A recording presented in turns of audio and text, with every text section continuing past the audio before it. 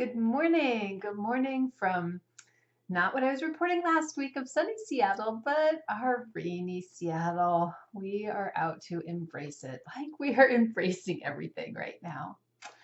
I just wanted to see how you are doing. I wanted to share where my emotional roller coaster is going and see if it matches anybody else's out there. At the beginning of this, my brain was doing the fight or flight thing. It was firing off. I was a little chaotic, didn't know what was what. I thought I was making good decisions, but really in retrospect, it's like, oh my gosh, I was in stress mode. Brain was just firing away as if there was danger, danger, danger, danger, which was useful for us saying, hold on, time to stop everything, make a total change. And then it dipped over into, okay, what is the new way? What's the new creative way? And looking for as silver linings. My book group is doing a silver linings reporting thing, and talking about, finding new and creative, innovative ways. I'm being with you guys, teaching about our process of how our thoughts drive our action, our feelings and our actions and our results, bringing the pool, lessons of the pool out of the water into life. So it's exciting, sort of, okay, what do we do now? And then, the it's like a pendulum, right? There is a swing because life is 50-50. 50% good emotions, 50% negative emotions. And, for me, yesterday, although it was in many ways a really, really great day, I got to swim with my boys in our pool and had a really fun time with them in there.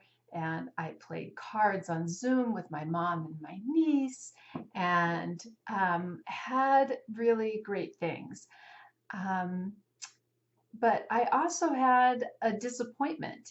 And it was a kind of disappointment that usually, it was a misscheduling thing. We were supposed to go in and volunteer because our church is still doing a feeding program because it's super important to make sure that people have access to food. So they've really constrained how the program works to make sure that the people receiving the food are very safe and the people providing the food. So there's very small numbers of people who can actually come in to do the work. Usually they have a big room full of tons of people doing the work of making the food and preparing it. But now they have a very small number of people who can come in, and you have to pass a criteria to come in and all this stuff, which is great. We were slated to come in, but there was a mistake in the scheduling. And so I got told, no, not today. It's another day. And it was crushing. It was absolutely crushing. And it surprised me of how incredibly disappointed I was. And it just made me reflect on, oh yeah, we've been doing all this like, look at the happy and be effective and all this kind of thing, and be powerful and find new and creative ways of being. But then there is the swing, the other side of it just really was disappointing to me. Like I say, in a way that ordinarily wouldn't be that disappointing, right? Scheduling things, like things happen, it's okay. But it like really took me down. And I took that opportunity, and this is what I want to bring to you. I took that opportunity to really let myself feel it. We are very used to in life, we don't like to go to the negative emotions. We want to fix it. I mean, you can see in social media right now, there's tons of jokes and happiness and light and statements and all this kind of thing, which is fine. I'm not saying anything bad or wrong about that. Totally fine, because you listen to the news and it's got the other side for you. But we're used to, when a negative emotion comes up, we do these things to avoid it, right? We eat, we get on our screens, we just like push it away and shove it away. And I would invite you, the thing that really works in the water and really works in life is to just allow yourself some space to fully be in it. And that might seem very counter because it's like, I don't want to be in a sad space. I mean, I felt there was a concern of a wave of depression was just going to come over me and stay on me for the next 4 weeks or however long we're going to be doing this. 6 weeks, I don't know, whatever it's going to be. But I said, no, my job right now is to practice being in it. It was the evening. I didn't, it came up when I was in the middle of playing the card game with my aunt and my mom, and that wasn't the time for it. But in the evening, I sat and I did my writing and I wrote it out and I just let myself put it on the piece of paper. I am sad. I'm really sad. I stopped and I felt where I felt it in my body.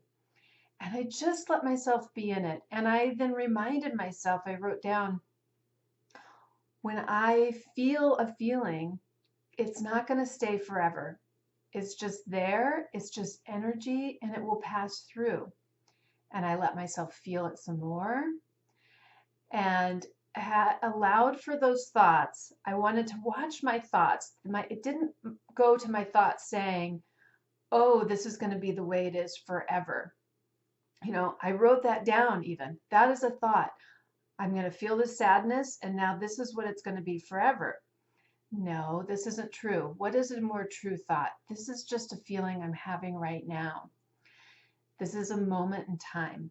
The way I like to look at it is on the positive side of emotions, you are never worried that you're going to feel so excited and so full of joy and so full of happiness and you're going to be stuck there forever. No, nobody worries about that. You lean into it. You just let yourself have a moment of joy. If you have an opportunity for that joy, you let yourself have it and be in it. And it bubbles up and it's exciting and it's wonderful and it passes through. It doesn't stay, we lean into those moments of joy because we know they're not going to stick on you forever. And the truth is that is true on the other side as well. Where it does stick on us for a long time is when we spend a lot of time in resistance to it. And we spend a lot of time avoiding it and a lot of time trying to fix it and a lot of trying to manage it and contain it. And it just gives it something to resist against. This is the time to practice moments of allowing. Allowing, and I really recommend writing it down, putting those thoughts out. It's different when we just have it in our head, it spins and spins and spins. When we put it out onto a piece of paper, it has an opportunity to get out of you and for you to be able to see it as it's a thought. It isn't just the way it is. It's not just a concrete universal law like gravity. It is just a thought. I have a thought that I'm going to feel this way forever.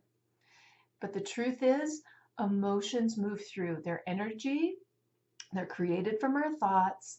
I can give presence to how it feels in my body and let it be and just let it be and know that it's going to pass through.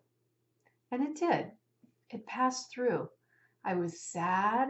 I got deeply sad. I cried a little. I stopped crying. I felt lighter. It moved through.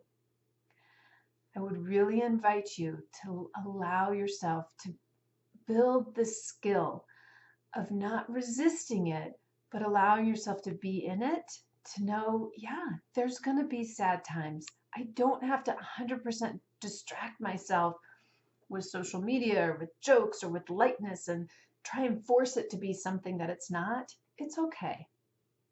It will happen. It will come through. There are things you're going to want to be sad about. You can be sad or some other emotion we deem negative, and it will move through. You've got this. this is your opportunity to build your skills in yourself. These skills, by the way, at the end of this, if you want to come learn swim, they're the exact same skills you're going to use there. But we just want you to have these skills for life, for this particular time, and for your future. This is what you're always going to rely upon. You've got this, and you are doing amazing. See you next time.